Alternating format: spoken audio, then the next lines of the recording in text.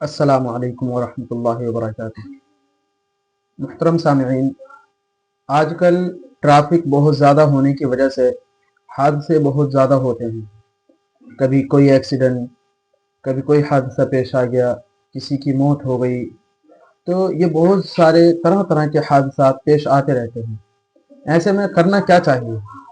دیکھیں، ایک وظیفہ ہے، یہ وظیفہ اگر ہم پڑھ لیں گھر سے نکلنے سے پہلے تو انشاءاللہ حادثے سے بچ جائیں گے، حادثے سے محفوظ رہیں گے۔ دیکھیے، حضرت عبداللہ ابن عباس رضی اللہ عنہ ارشاد فرماتے ہیں کہ آپ علیہ الصلاۃ والسلام کے پاس ایک آدمی آیا۔ اس نے اللہ کے رسول علیہ الصلاۃ والسلام کے سامنے یہ شکایت رکھی کہ اللہ کے نبی، میرے حادثے بہت زیادہ ہوتے ہیں، کبھی کوئی ایکسیڈنٹ ہو گیا، کبھی کوئی حادثہ پیش آ گیا، میں بہت زیادہ پریشان ہوں۔ جب اس نے اللہ کے رسول علیہ الصلاۃ والسلام کے سامنے یہ شکایت رکھی تو اللہ کے نبی علیہ الصلاۃ والسلام نے ارشاد فرمایا کہ آپ جب گھر سے نکلا کریں تو یہ دعا پڑھ لیا کریں۔ وہ دعا یہ ہے، بسم اللہ علی نفسی و اہلی و مالی، یعنی بسم اللہ میری جان پر، میرے مال پر اور میرے گھر والوں پر۔